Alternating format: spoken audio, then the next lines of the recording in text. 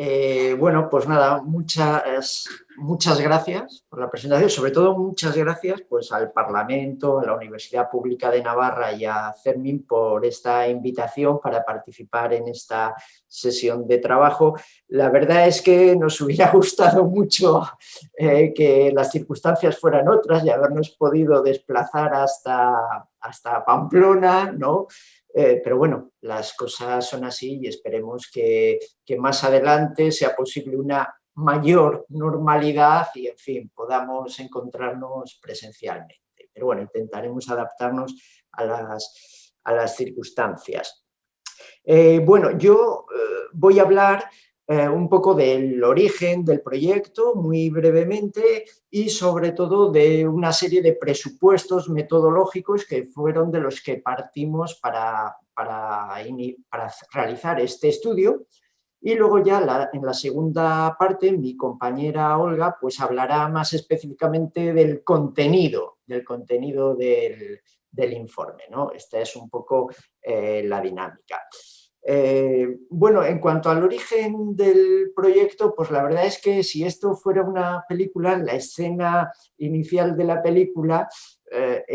teniendo en cuenta además, como decía, las circunstancias en las que estamos, sería una escena casi idílica, de la que uno siente ahora nostalgia, ¿verdad? Porque esto se inicia en Buenos Aires. Estábamos en el aeropuerto un 28 de noviembre de 2013, estábamos en el aeropuerto de Buenos Aires, el grupo de Filosofía del Derecho, el grupo de investigación de Filosofía del Derecho de la Universidad de Cantabria, que integramos la profesora Olga Sánchez, yo mismo y otras dos personas,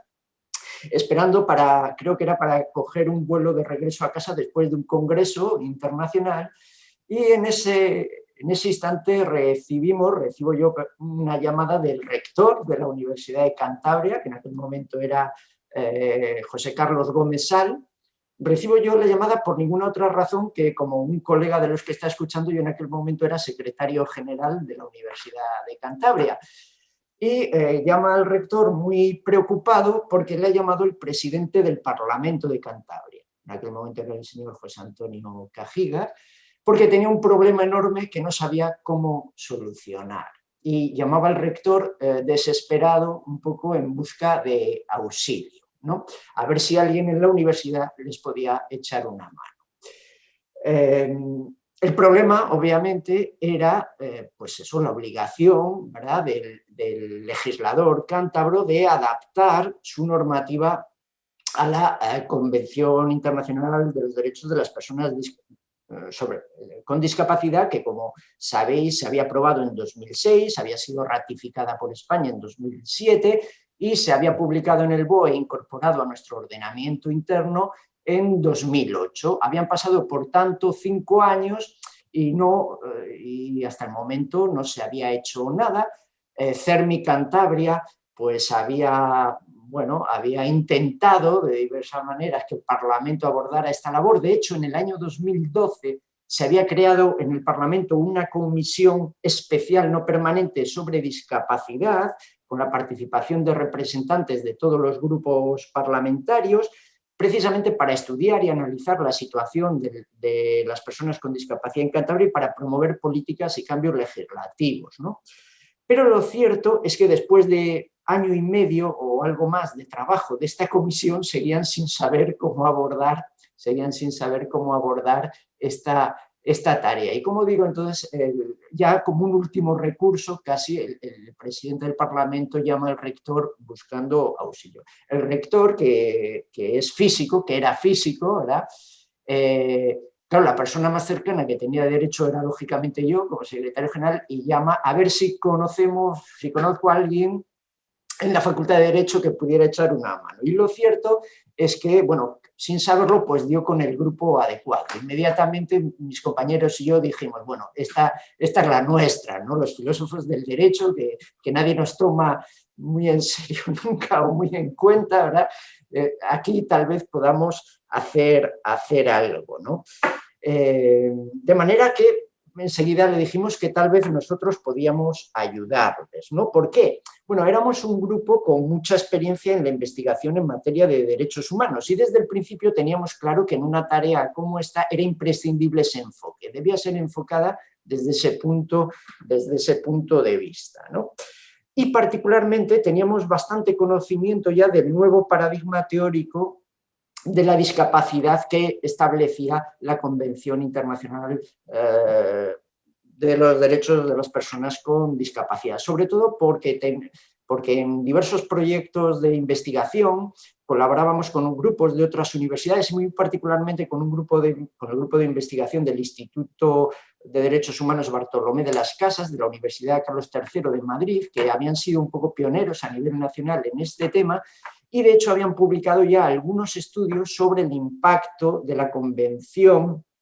en el ordenamiento español, a nivel estatal, digamos, en el ordenamiento a nivel estatal. Y nosotros, como teníamos ya desde hace muchos años una relación muy estrecha con este grupo de investigación, en el marco de diversos proyectos de investigación, pues conocíamos perfectamente esta temática, por lo menos a nivel nacional, y conocíamos perfectamente lo que exigía la Convención. De manera que inmediatamente nos ofrecimos voluntarios para alivio del rector y del presidente del Parlamento, y efectivamente cuando regresamos a España, pues de manera muy rápida se puso en marcha todo. ¿Cómo se puso en marcha? Pues como habéis hecho vosotros, que yo creo que es la mejor manera. Efectivamente lo que hicimos fue, además en cuestión de nada, de 10 días, una cosa así, a realizar un convenio tripartito, que por cierto se firmó el 15 de enero de 2014, es decir, hace hoy exactamente 7 años, 15 de enero de 2014, este convenio tripartito para la elaboración de un informe sobre la adaptación de la legislación de la Comunidad Autónoma de Cantabria a la Convención. Los firmantes, pues los mismos que en vuestro caso, desde luego el Parlamento, que como agente más interesado, ¿verdad?, en la materia y sobre todo que era el que tenía que actuar, que aportaba la financiación para la realización del proyecto, la Universidad de Cantabria, que aportaba el conocimiento teórico, lo que se llaman ahora el know-how, ¿verdad?, es una metodología para abordar el trabajo,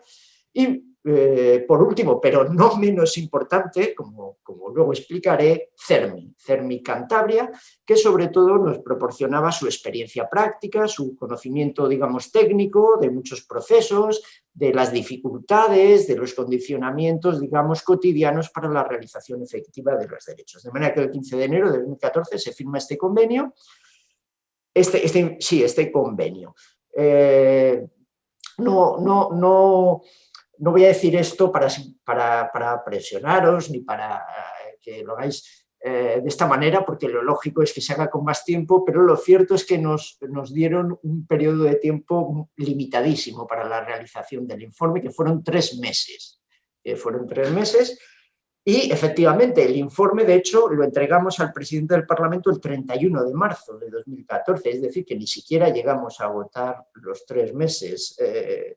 La verdad es que yo lo recuerdo, y supongo que mi compañera Olga lo mismo, como algo absolutamente extenuante, porque además, como señalaba antes parcialmente, en aquel momento ambos no solo teníamos nuestras responsabilidades docentes e investigadoras habituales, sino que, digamos, teníamos responsabilidades de gestión importantes. Yo, como he dicho antes, era el secretario general de la universidad y mi compañera Olga era la directora del área de igualdad de la Universidad de Cantabria, con lo cual, en fin, aquello fue bastante estresante, pero lo cierto es que lo hicimos.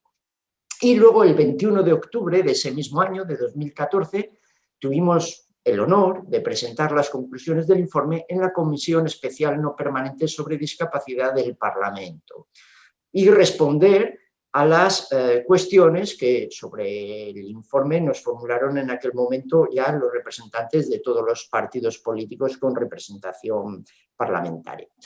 Con ello, inicialmente terminaba nuestro encargo. Habíamos hecho el informe, lo habíamos entregado al presidente y lo habíamos presentado en la comisión parlamentaria correspondiente. Pero lo cierto es que no acabó aquí, digamos, nuestra participación, porque a continuación se inició un proceso legislativo que se abrió como consecuencia de ese informe, durante el cual también participaríamos bastante activamente. De hecho, en nuestra presentación inicial en este comité ya pudimos comprobar que todos los grupos parlamentarios se mostraron muy favorables, digamos, a llevar a cabo las principales conclusiones y las principales propuestas que nosotros conteníamos en el informe, con lo cual sí vislumbrábamos que aquello iba a tener un recorrido, digamos, favorable, ¿no? De hecho, todo ese procedimiento legislativo culminó con la promulgación de la Ley 9/2018, de 21 de diciembre, de garantía de los derechos de las personas con discapacidad, que fue aprobada el 30 de noviembre de 2018 por unanimidad de todos los parlamentarios, de todos los grupos, lo cual constituyó para nosotros también una gran satisfacción. Y a lo largo de todo ese proceso también participamos en dos momentos. Primero, de una manera más informal, colaborando con CERMI, mediante la preparación de una serie de enmiendas al anteproyecto de ley. A CERMI le trasladaron el primer borrador de ley, el anteproyecto, y desde CERMI nos lo trasladamos para que diéramos nuestra opinión y efectivamente ahí tuvimos la oportunidad de corregir ya en el anteproyecto algunos puntos importantes, como por ejemplo la definición de personas con discapacidad, que en el anteproyecto se limitaba solo a aquellas que tuvieran reconocido un 33%, un grado del 33% de discapacidad, y nosotros propusimos que se abriera, que fuera un concepto abierto, sin someterse a estos requisitos administrativos, y efectivamente así se hizo finalmente en la ley. O también introdujimos cosas que no estaban en el anteproyecto, como por ejemplo la noción de discriminación por asociación, o la noción y las exigencias del diseño universal. Esta fue nuestra primera participación durante el proceso de tramitación, y la segunda fue ya, compareciendo como expertos, ya de una manera formal, en la Comisión de Universidades e Investigación, Medio Ambiente y Política Social del Parlamento de Cantabria, ya para informar, como digo, formalmente sobre el proyecto de ley, ya en junio de 2018, apenas unos meses antes de que se aprobara la ley, o sea, durante su tramitación parlamentaria. De manera que este fue todos los, digamos, pasos de nuestra colaboración. Me gustaría también destacar que desde el inicio, desde el mismo momento de la conclusión del informe, tanto desde CERMI Cantabria como desde el propio Parlamento, tuvieron claro que más allá del contenido concreto del informe, pensaban que la metodología que habíamos establecido en el trabajo constituía un modelo que podía ser replicable en otras comunidades autónomas. Y de hecho, esa fue la razón por la que desde el propio Parlamento se impulsó, se nos ayudó para publicar este informe que dio lugar a la edición de este libro, que fue publicado por una editora nacional, la editorial Dickinson, e incluso unos meses después, en 2016, CERMI España nos invitó a escribir un capítulo en este libro que hicieron con motivo del 10º aniversario de la convención, en el que precisamente se ponía a Cantabria como un modelo que podía ser replicado en otras comunidades autónomas. Nosotros tenemos constancia de que en alguna comunidad, por ejemplo como Madrid, nuestro trabajo ha sido tomado como referencia, y nos enorgullece desde luego que Navarra también lo considere digno de atención. Bueno, de manera que este es el origen. A partir de aquí, por tanto, nos ponemos a trabajar y lo hacemos sobre una serie de presupuestos metodológicos que son los que voy a comentar a continuación. Me voy a centrar en tres, fundamentalmente, que son, ahora los enumero y luego explico un poco, que son la participación de las organizaciones representativas de la discapacidad. En segundo lugar, digamos, un enfoque teórico, la necesidad de una teoría para abordar, digamos, la práctica de los derechos. Y en tercer lugar también, pues, digamos, el tener en cuenta en todo momento las posibilidades reales de actuación de los parlamentos autonómicos o del Parlamento Autonómico de Cantabria en este caso. Es decir, las coordenadas jurídicas en las que se inscribe la actuación del Parlamento un Parlamento Autonómico y qué posibilidades tiene, porque no siempre lo que hubiéramos querido lo podía hacer el Parlamento Autonómico. Luego lo explicaré con más comprensión. Bueno, empezamos por el primero, el más básico para nosotros desde el principio, que era la participación de las organizaciones representativas de la discapacidad. Vamos, esta participación es bueno, por un lado es obligada, de manera que no había mucho que plantearse, ¿no? De conformidad con el artículo 4.3 de la Convención, que instaura lo que se ha dado en denominar el principio de diálogo civil de las administraciones con las personas con discapacidad y sus representantes, pues era obligada. Especialmente, además, la Convención dice que esta participación es obligada, dice literalmente, en la elaboración y aplicación de legislación y políticas para hacer efectiva la presente Convención y en otros procesos de adopción de decisiones relacionadas con dichas personas. Además, este principio había sido recogido ya en nuestro ordenamiento jurídico nacional y, por tanto, era de obligado cumplimiento. Pero no solo eso, teníamos claro desde el principio que no solo era obligada legalmente, sino necesaria. Bueno, no solo necesaria, imprescindible. Imprescindible.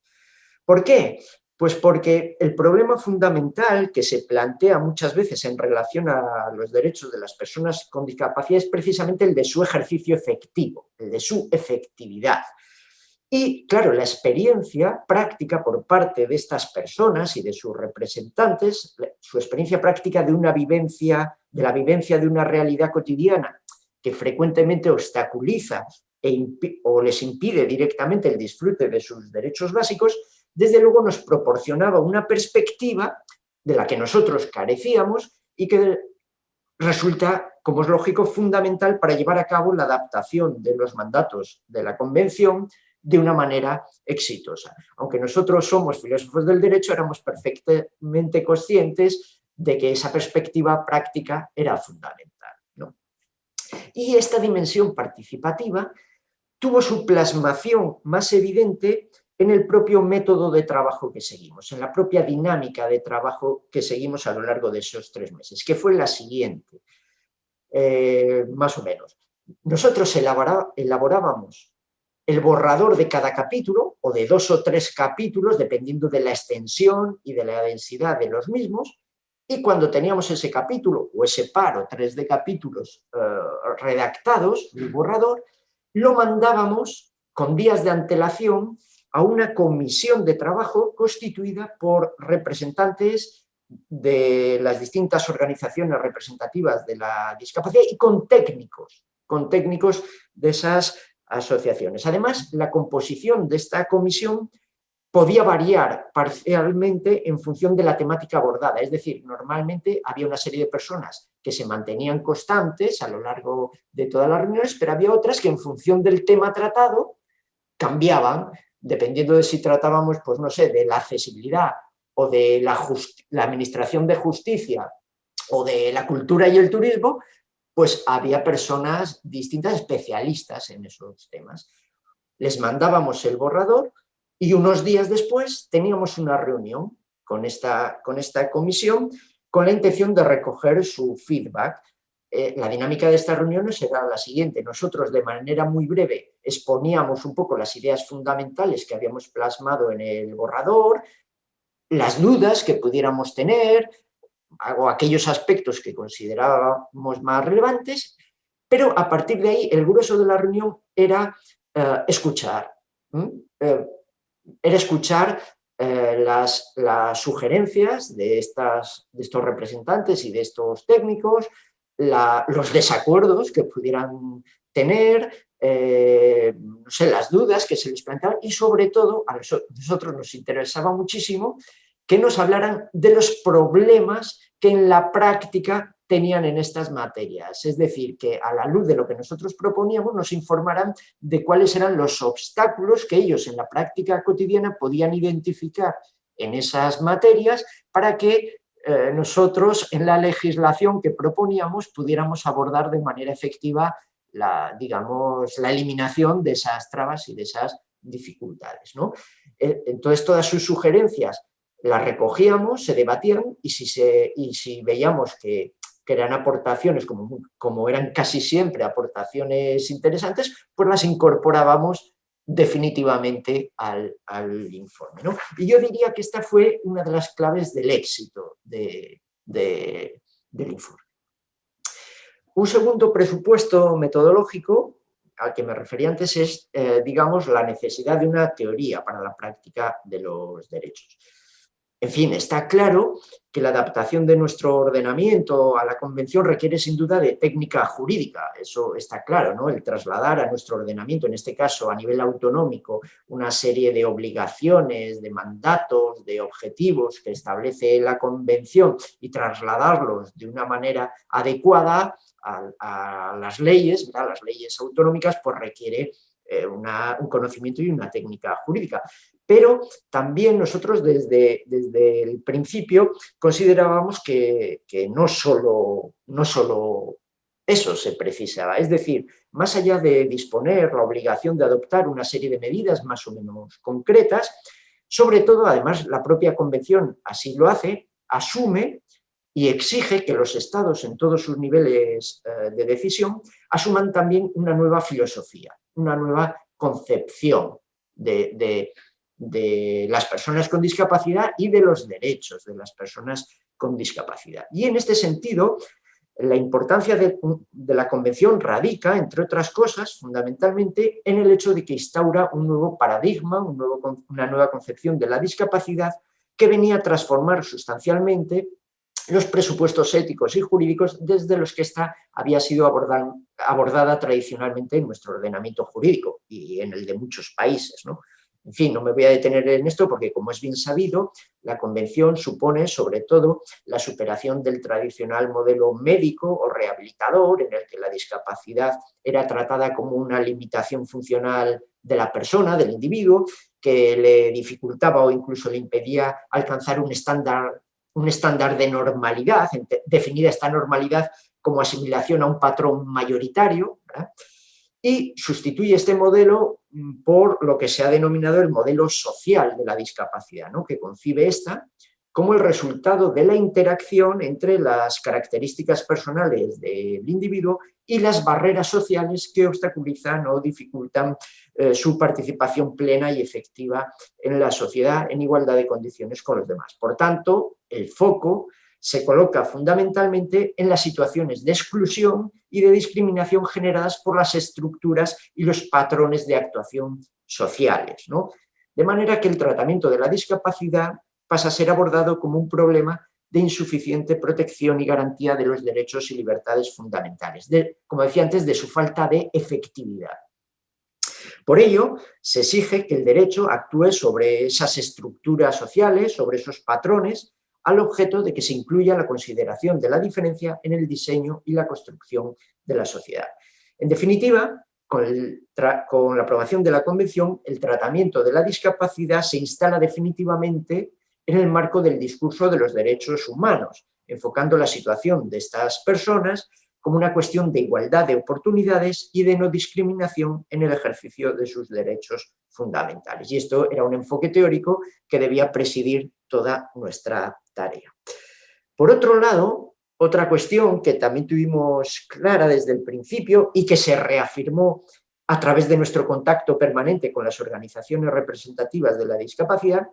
es que la tarea de adaptación tampoco podía hallarse exenta de una reflexión de carácter general sobre todo aquello que se encuentra antes y después del derecho, antes y después de las normas jurídicas, siendo necesario contemplar el derecho y los derechos desde un punto de vista integral, como instrumentos de convivencia, de comunicación y de transformación social.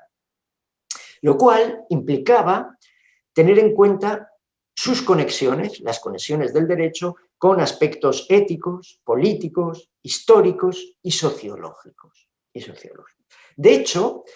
la propia Convención, a lo largo de su texto, en toda ella se encuentra latente siempre la idea de la insuficiencia de las medidas jurídicas para lograr por sí mismas la plena integración social de las personas con discapacidad. Esto está latente en la propia Convención, de que las medidas jurídicas no bastan. Por tanto, se hace imperativa la instauración de una nueva cultura de la discapacidad, de visualizar, de informar, de formar incluso, y de concienciar socialmente sobre los derechos de las personas con discapacidad. Una nueva cultura a la que sin duda considerábamos que el derecho, con su indudable dimensión pedagógica y con su capacidad de transformación de la realidad social, puede contribuir, o que nosotros creemos como filósofos del derecho que puede contribuir.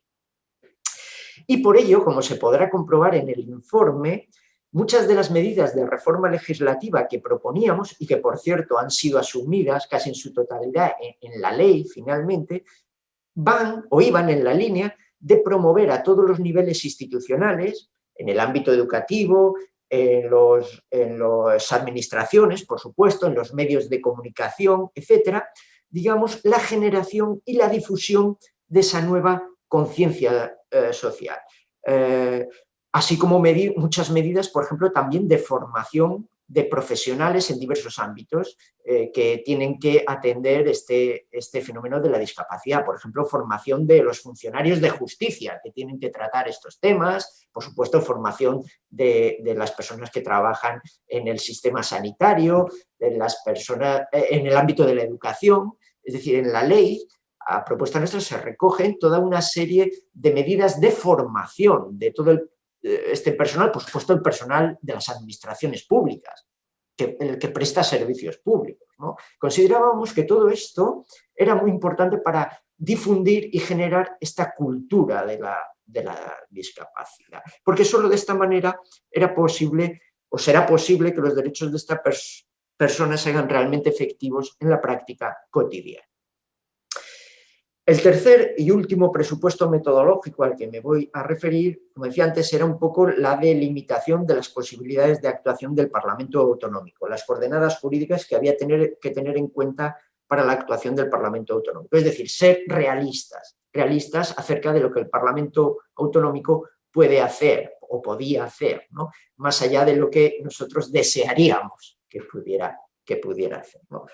Bueno, la Convención obliga a España, como se establece en el artículo 4.1, a adoptar, leo literalmente, todas las medidas legislativas, administrativas y de otra índole que sean pertinentes para hacer efectivos los derechos reconocidos en la misma. Medidas entre las que se dispone específicamente la de modificar o derogar leyes, reglamentos, costumbres y prácticas existentes que constituyan discriminación contra las personas con discapacidad. Bien,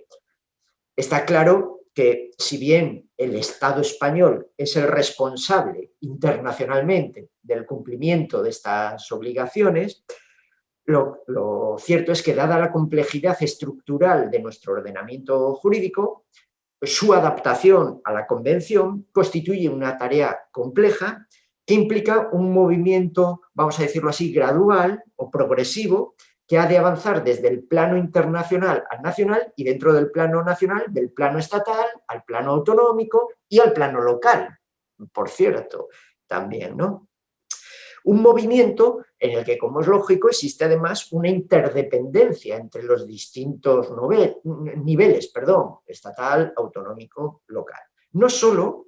porque algunas de las obligaciones contenidas en la Convención incidan de manera simultánea en materias en las que las competencias a veces están compartidas entre el Estado y las comunidades autónomas, sino porque en ocasiones, incluso aunque se trate de materias de competencia exclusiva de las comunidades autónomas, lo cierto es que incluso en estas materias las posibilidades de actuación del legislador autonómico en ocasiones pueden estar bastante condicionadas por determinados aspectos de la legislación estatal. Porque en algunas materias, por ejemplo, puede haber una legislación básica estatal que hay que respetar, o porque el Estado es el competente para legislar sobre materias centrales en el ejercicio de los derechos y libertades fundamentales, por ejemplo, y eso irradia sus efectos, digamos, a muchas materias, ¿no?, que transversalmente inciden en el ejercicio de esos derechos, aunque sean de competencia autonómica, ¿no? De manera que, por tanto, a la hora de abordar esta tarea de adaptación de la legislación autonómica a la Convención, era preciso realizar en cada caso una previa delimitación del campo de juego del legislador autonómico, ¿no? Un campo de juego que, como digo, vendrá determinado en primer lugar por el alcance de sus competencias en cada una de las materias sobre las que pueda incidir el ejercicio de los derechos de las personas con discapacidad, y en segundo lugar por la frecuente sujeción del legislador autonómico, aún dentro de sus ámbitos competenciales, a determinadas condiciones básicas impuestas por la legislación estatal. De este modo, la complejidad estructural de nuestro ordenamiento jurídico hacía y hace que las posibilidades de actuación de los parlamentos autonómicos se hallen en ocasiones limitadas por las insuficiencias de la legislación estatal respecto de la Convención o simplemente en ocasiones por la inacción del legislador estatal. A veces nos encontrábamos que debido a que el legislador estatal no había legislado sobre determinadas materias que eran esenciales para proceder a esta adaptación, pues el legislador autonómico no podía actuar. Por tanto, todas estas variables incidían en lo que podía hacer el legislador autonómico, ¿no? Y teníamos que ser conscientes, realistas, de estos límites. Por eso, en muchas materias nos hubiera gustado ir más allá de lo que hemos ido, pero éramos conscientes de que no podíamos hacerlo. Por ejemplo, en aquel momento, aunque a nivel estatal ya se había iniciado el proceso de adaptación de nuestro ordenamiento a la Convención con la promulgación de la Ley de Adaptación Normativa a la Convención de 2011 y la Ley General de Derechos de las Personas con Discapacidad y de su Inclusión Social de 2013, lo cierto es que en aquel momento nuestro orden estatal presentaba, y me temo que en algunos aspectos sigue presentando aún a día de hoy, algunos desajustes importantes con respecto a la Convención en cuestiones centrales que limitaban seriamente la capacidad del legislador autonómico para adaptar a la Convención su legislación. Un ejemplo patente de estas limitaciones viene constituido por la incompatibilidad que existía y que creo yo que en buena medida todavía debe persistir entre el régimen de incapacitación legal vigente en nuestro país y la exigencia por parte de la Convención del pleno reconocimiento de la capacidad jurídica, incluyendo la capacidad de obrar de las personas con discapacidad. En tanto, este reconocimiento de la personalidad, de la capacidad jurídica y de la capacidad de obrar constituye un presupuesto o una condición jurídica imprescindible para que estas personas puedan ejercer por sí mismas, con los apoyos que sean necesarios, pero por sí mismas, sin que su voluntad sea sustituida por la de un tercero, sus derechos y sus libertades fundamentales. Claro, esa restricción de la capacidad civil y de obrar irradia sus efectos a todo el régimen de ejercicio de sus derechos, sin que en muchos casos las comunidades autónomas puedan remediar estos efectos en aquellos ámbitos que son objeto de su competencia. Y esto era algo que nos encontrábamos de vez en cuando. Junto a esta complejidad estructural de nuestro ordenamiento, otro factor importante son que también se pueden adoptar diversas estrategias en relación a la legislación sobre discapacidad, ¿no? Es decir, la legislación sobre esta materia puede adoptar un enfoque, llamémosle como hacemos nosotros, concentrado, ¿no? Estableciendo este ámbito de la discapacidad como un ámbito material con identidad propia, o puede tratarse introduciendo puntualmente la dimensión de la discapacidad en la regulación de las distintas materias, de los distintos sectores o ámbitos materiales en los que puedan incidir en el ejercicio de los derechos de las personas con discapacidad. Por tanto, la estrategia que haya adoptado cada legislador condiciona también la forma en la que habrá de llevarse a cabo la adaptación normativa a la Convención. En el caso de nuestro ordenamiento a nivel estatal, el enfoque que había prevalecido tradicionalmente era el del tratamiento disperso. Baste recordar a este respecto que la ley de 2012 de adaptación a la Convención no era más que un contenedor en el que se disponía la modificación de 19 leyes sectoriales, ¿no? Refleja muy bien cómo era ese tratamiento legislativo, era un tratamiento disperso, fragmentado, ¿no?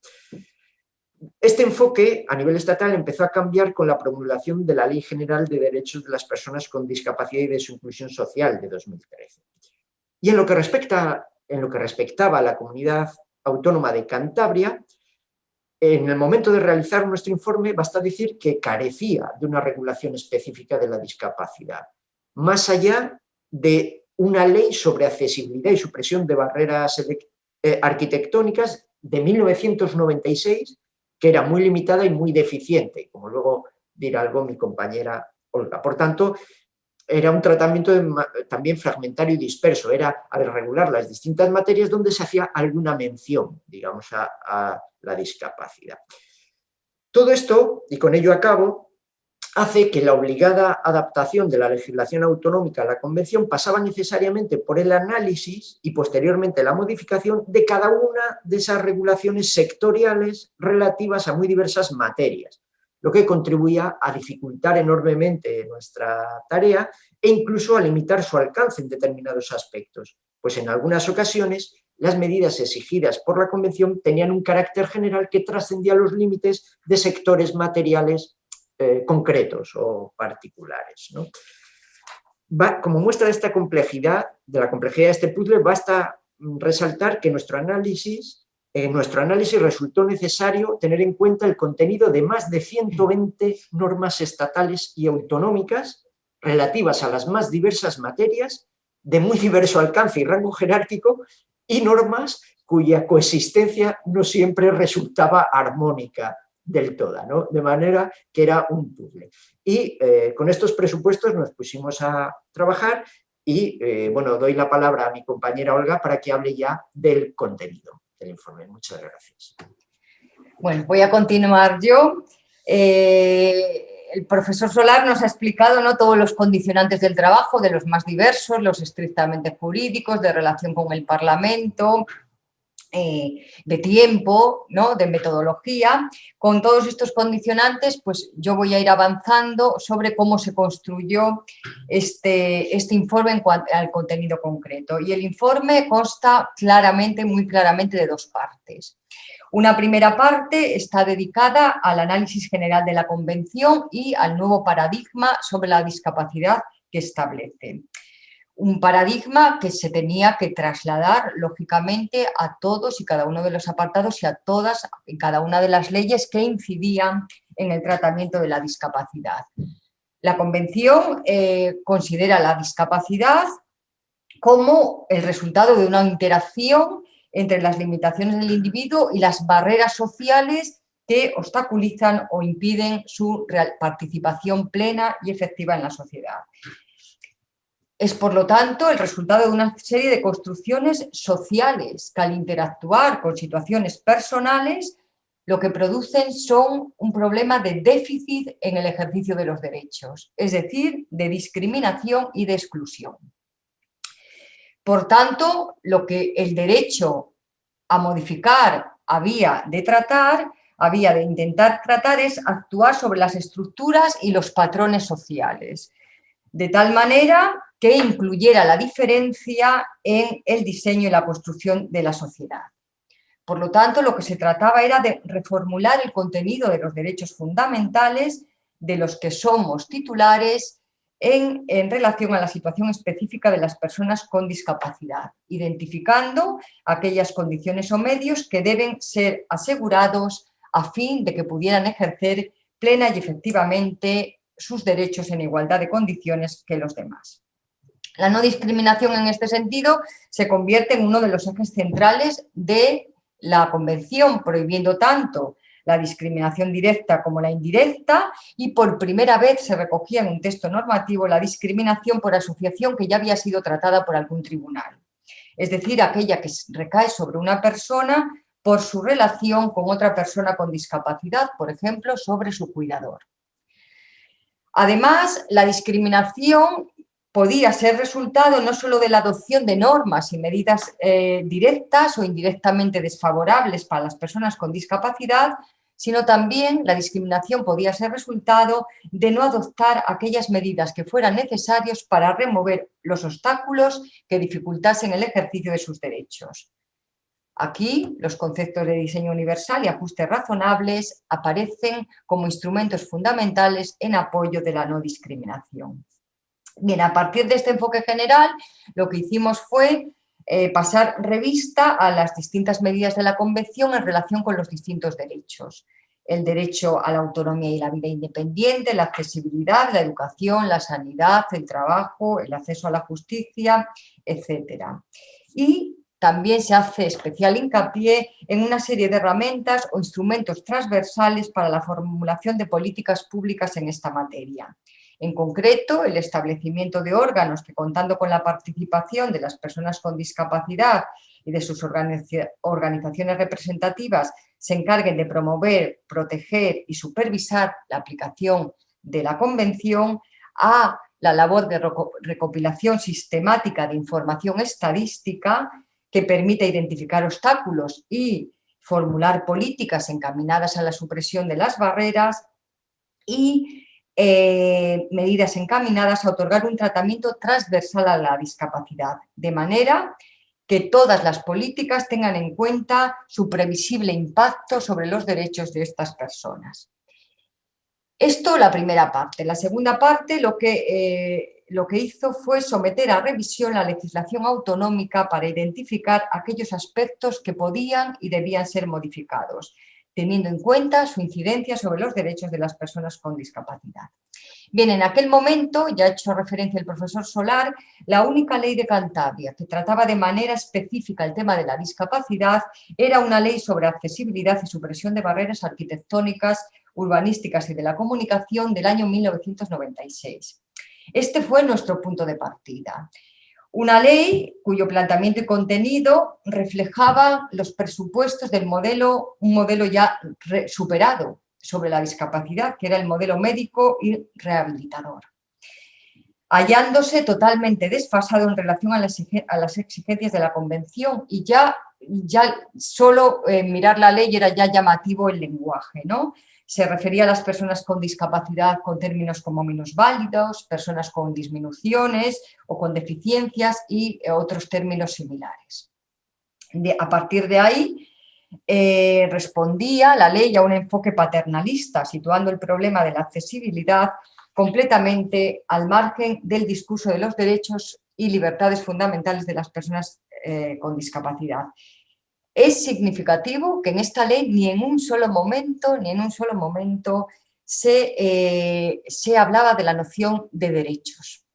referidos a las personas con discapacidad. La discapacidad era concebida, según aquel modelo rehabilitador, como un problema individual de carácter médico, y el problema de la accesibilidad era contemplado únicamente desde el prisma de la asistencia social, tratando de que el individuo pudiera, en la medida de lo posible, adquirir un estándar de normalidad que venía definido por el patrón mayoritario. No existía un intento de acomodar activamente las estructuras sociales a las diferentes capacidades del individuo para promover una genuina inclusión. Además, el alcance de la ley era muy reducido, ya que el concepto de accesibilidad únicamente contemplaba la accesibilidad física, urbanística y de transportes. Nada hacía referencia en aquella ley del acceso a los sistemas y tecnologías de la información y las comunicaciones, las relaciones con la administración pública, el acceso a los servicios, y también eran insuficientes las estrategias de accesibilidad, reducidas prácticamente en exclusiva a la eliminación de barreras físicas. No había ni rastro de exigencias de un diseño universal o ajustes razonables. En fin, la primera conclusión del informe era muy clara: aquella ley debía ser derogada y sustituida por una ley completamente nueva de accesibilidad en consonancia a la Convención, o mejor, como se ha hecho finalmente, convertir el tratamiento integral de la accesibilidad en cuanto a presupuesto o exigencia fundamental de carácter transversal para el ejercicio de los derechos de las personas con discapacidad en uno de los ejes fundamentales de la Ley de Garantía de los Derechos de estas personas, que es lo que finalmente se hizo. A partir de ahí, lo que hicimos fue proceder a un análisis de los derechos a la salud, a la protección social, a la educación, al trabajo, al acceso a la justicia, a la cultura, al ocio y al deporte.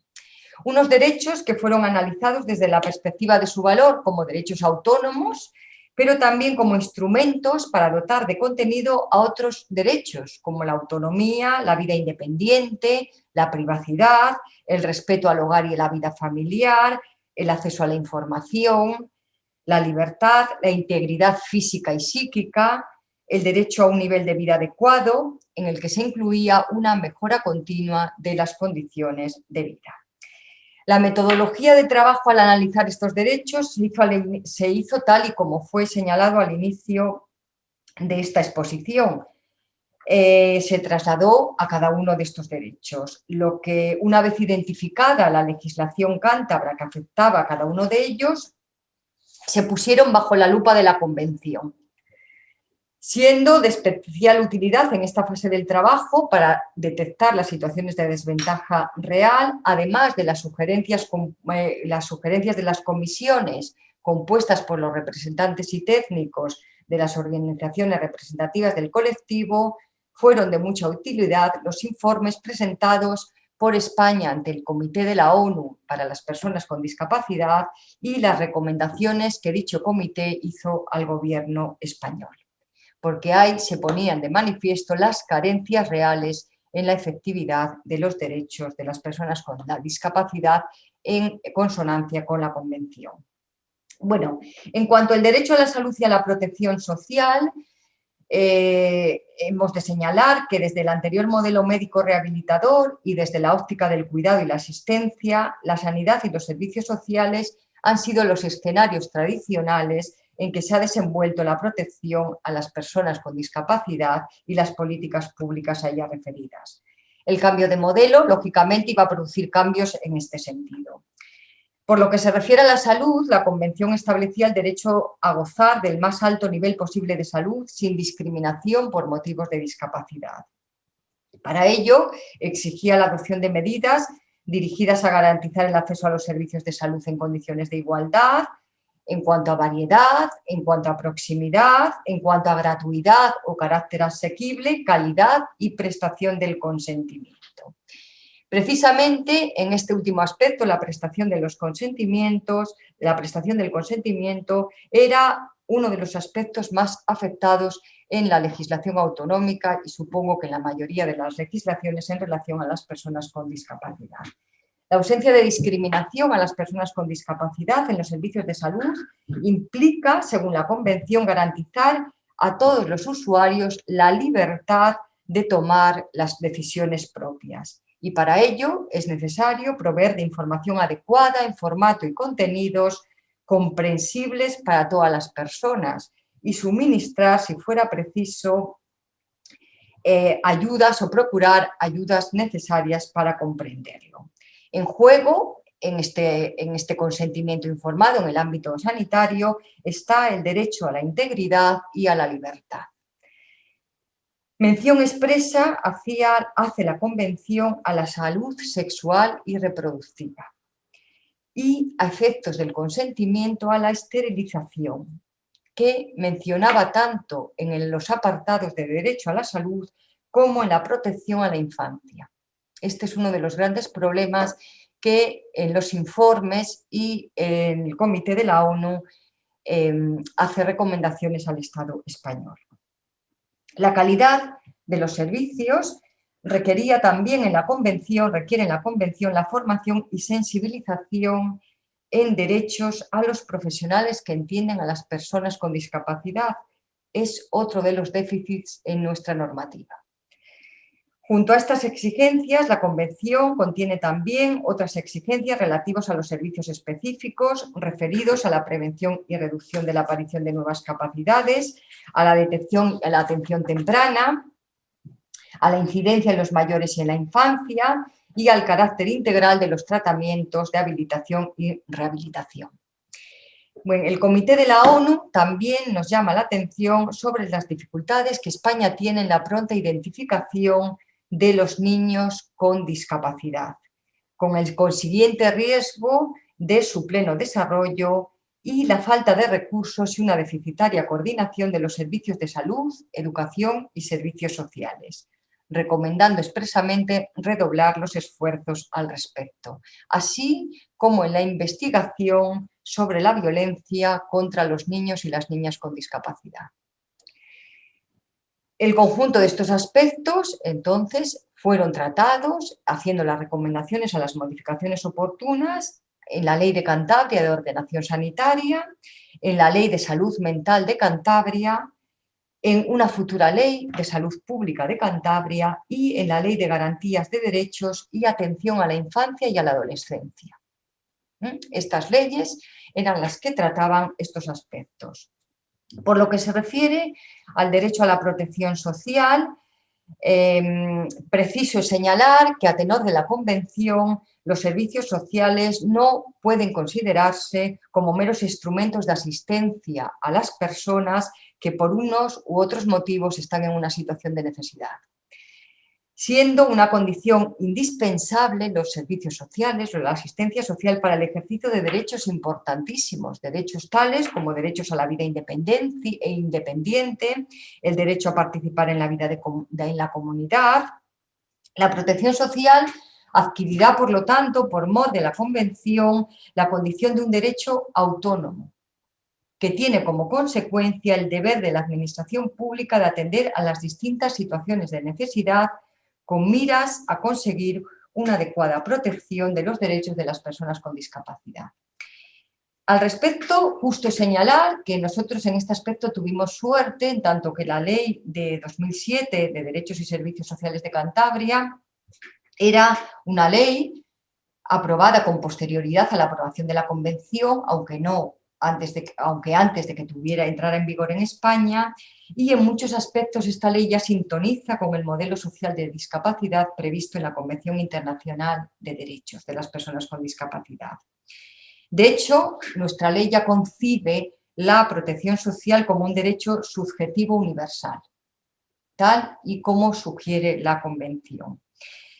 Sin embargo, también perviven en ellos algunos elementos del anterior modelo de rehabilitación. Especialmente, estos desencuentros se referían al concepto de persona con discapacidad que figura en la Convención y la vinculación de algunas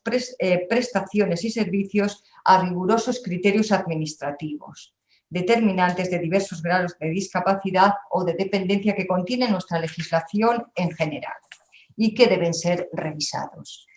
Otro de los desencuentros está referido a que la Convención incide en las medidas de promoción de la autonomía personal como un elemento clave para facilitar la inclusión plena de las personas con discapacidad en la comunidad. El derecho a la protección social entronca así con otros derechos como el derecho a vivir de forma independiente, a ser incluido en la comunidad, a elegir lugar de residencia, a elegir cómo y con quién vivir. La efectividad de estos derechos implica la existencia de una amplia cartera de servicios que permitan a las personas que hayan de acogerse a la protección social la posibilidad de elegir entre distintas opciones la que mejor se ajuste a sus planes de vida. Mientras que nuestra normativa tiende en ocasiones a incidir en las medidas de asistencia y cuidado, con el consiguiente riesgo de aislar a las personas con discapacidad. Se ha llamado también la atención sobre el derecho de que la protección social que contempla la Convención Internacional no se refiere solo a la persona con discapacidad, sino también a su familia. La familia es considerada en la Convención como un agente fundamental para el pleno desarrollo de las personas con discapacidad.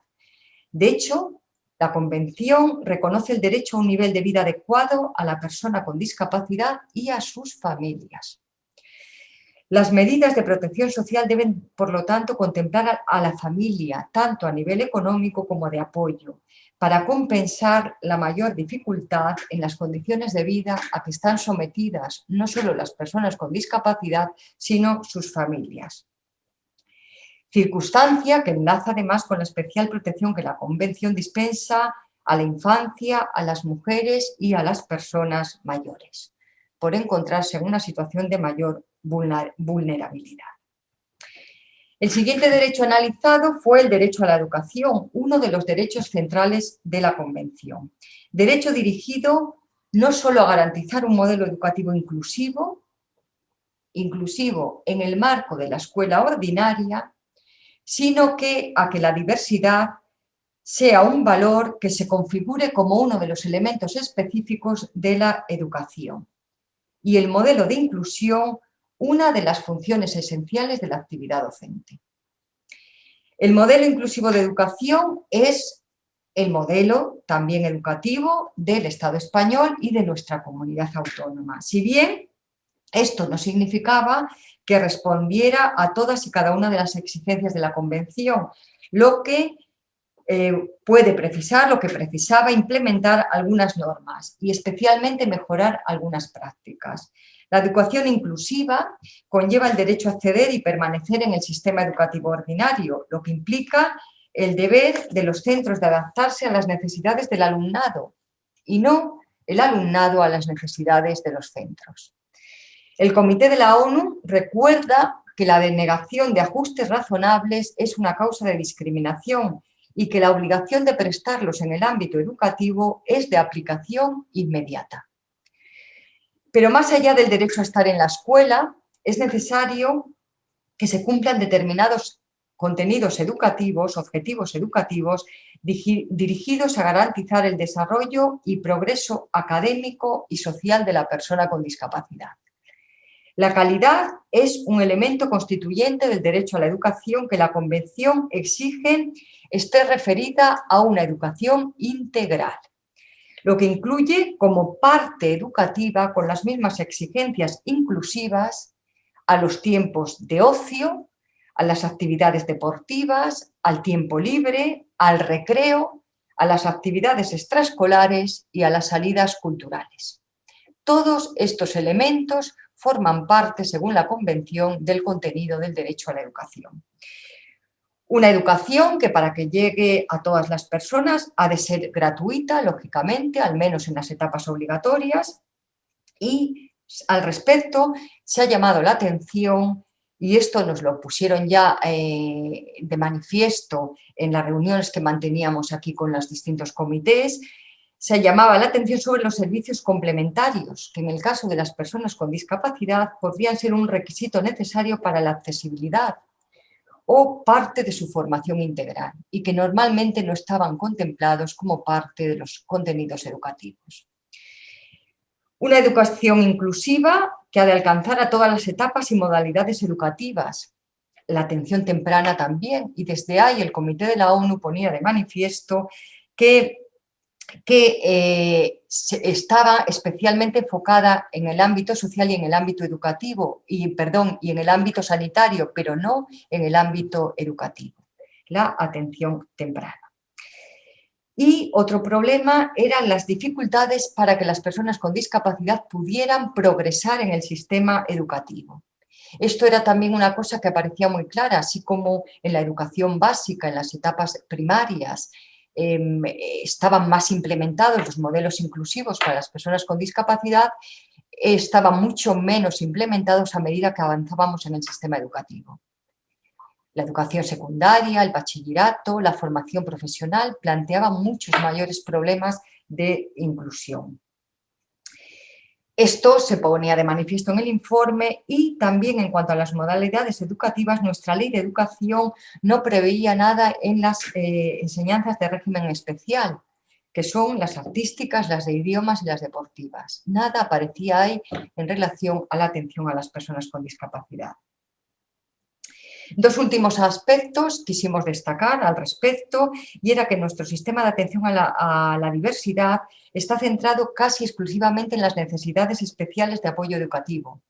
Sin embargo, sería muy interesante darle mayor flexibilidad y un mayor protagonismo no ya a las necesidades, sino a las capacidades.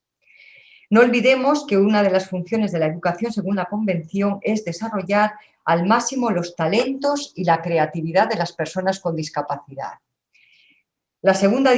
consideración es que, siendo la diversidad y la formación en derechos uno de los contenidos de la educación, la Convención es muy exigente con la formación del profesorado que la lleve a cabo. Sin embargo, nuestra legislación no era tan exigente, que se limitaba a promover la formación del profesorado a estos efectos, en lugar de garantizar una adecuada formación del profesorado a estos efectos. Estas reflexiones presidieron las recomendaciones dirigidas a la Ley de Educación de Cantabria, a la Ley de Educación en Tiempo Libre, a la Ley de Bibliotecas, en cuanto a un recurso utilizado como recurso educativo, y a la Ley de Garantías de Derechos y Atención a la Infancia y a la Adolescencia.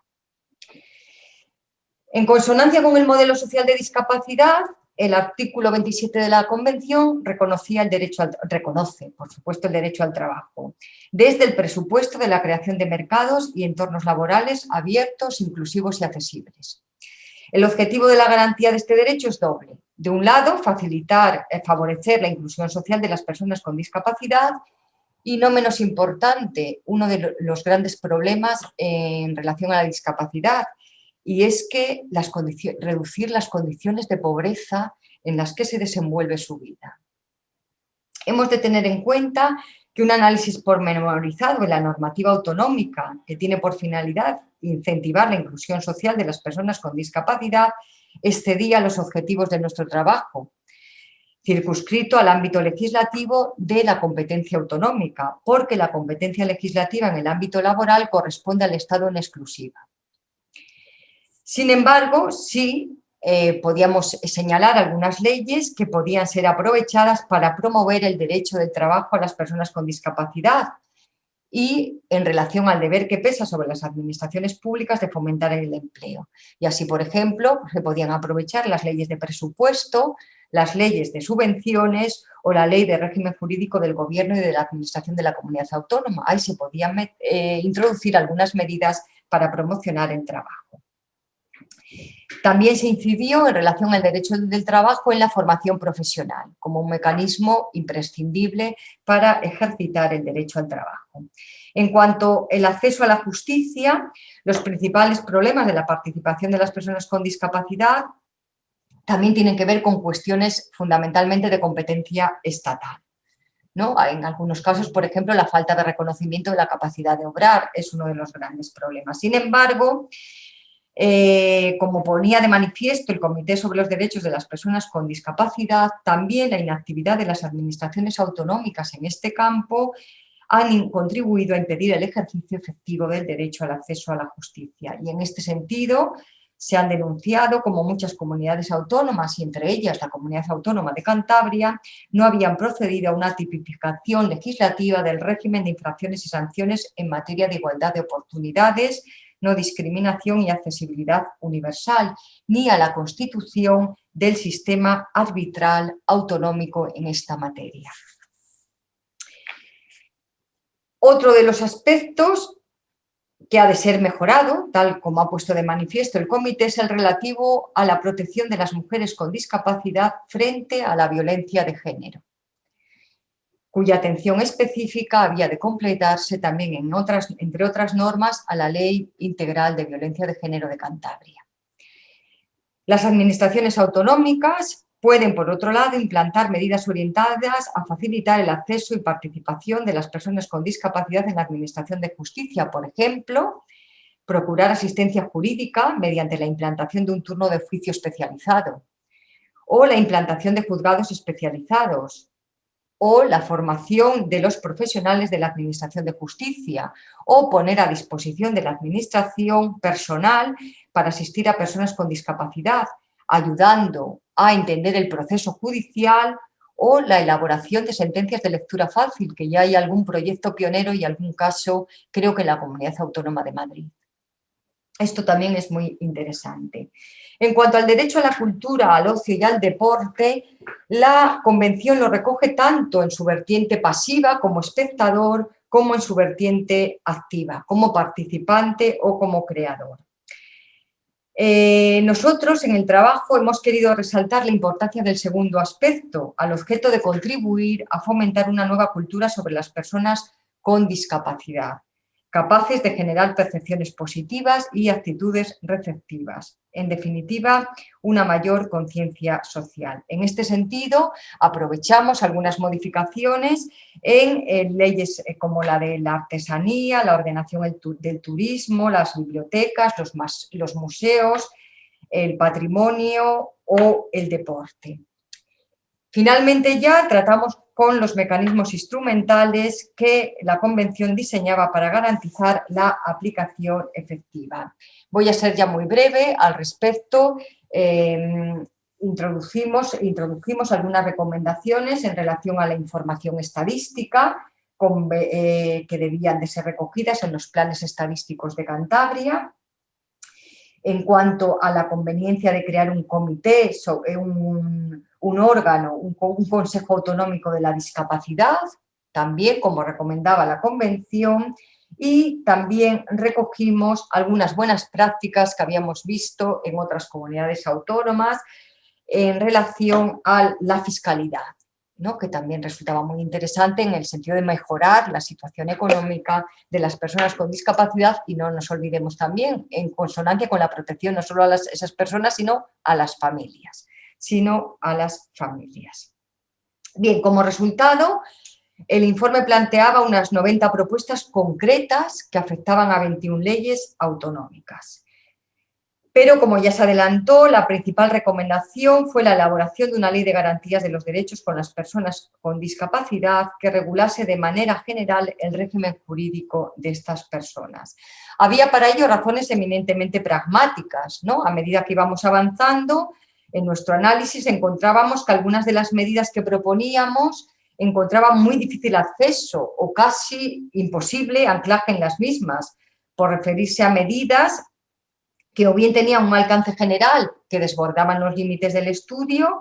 o bien se referían a ámbitos materiales que carecían de un referente legislativo en nuestra comunidad. De manera que esta ley nos permitiría incluir todos estos aspectos, además de enfocar unitariamente los aspectos del tratamiento jurídico de la discapacidad, favoreciendo una intervención integral, coordinada y especializada de todos los actores, establecer herramientas y órganos de participación, de coordinación y seguimiento de políticas transversales. Nos permitía dar cobertura a cuestiones de alcance general, de imposible encaje, como ya os he dicho, pero también había razones no pragmáticas, sino razones filosóficas, ¿no? O de concepción para la existencia de esta ley. De un lado, porque ninguna duda hemos tenido nunca, no ya en este aspecto, sino en nuestros estudios en general sobre los derechos, de que los derechos humanos están interrelacionados, son interdependientes, de tal manera que el disfrute de todos en su conjunto resulta imprescindible para configurar aquellos aspectos que determinan el núcleo de la dignidad humana y un adecuado desarrollo personal. No es difícil imaginar, lo podemos ver cualquiera fácilmente, que una deficiente educación repercutirá en una merma de posibilidades de trabajar y, por lo tanto, de ganarse la vida y del derecho a tener un nivel de vida adecuado. Que una ineficaz gestión de la protección social puede repercutir en aspectos vinculados a la libertad personal o a la privacidad. O que un deficiente sistema de atención sanitaria en cualquiera de sus niveles puede empeorar las condiciones de vida de cualquier persona o al menos no mejorarlo, cuando no afectar a su propia integridad y a su libertad. Esta interdependencia de los derechos queda mejor reflejado desde una única ley integral que dote de unidad y coherencia al complejo tratamiento normativo de los derechos de las personas con discapacidad. Una ley de derechos de las personas con discapacidad que permita configurar la discapacidad como un ámbito material con identidad jurídica propia y proporcionar visibilidad a esta problemática, que siempre es el primer paso para la toma de conciencia y la acción social. En este sentido, la ley, entre otras virtualidades, puede convertirse en un valiosísimo instrumento pedagógico en el ámbito de los derechos de las personas de un grupo especialmente vulnerable. Aquellas recomendaciones son en la actualidad la Ley 9/2018 de 21 de diciembre de Garantía de los Derechos de las Personas con Discapacidad, una ley que lleva el nombre de nuestra propuesta, pero lo más importante, que recoge sustancialmente las recomendaciones que hicimos para su elaboración. Una ley que no es un punto de llegada, es un punto de partida, es un proyecto de futuro. La ley, como la Convención, tiene una visión no reparadora, porque una visión reparadora miraría al pasado. Su perspectiva ha de ser transformadora, enfocada al futuro.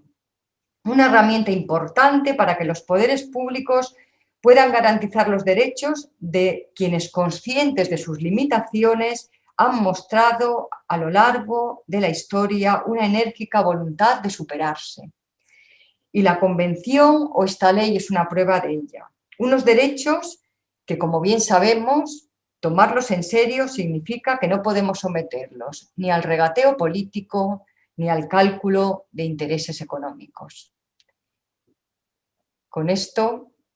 finalizamos nuestra exposición y nos ponemos a vuestra disposición.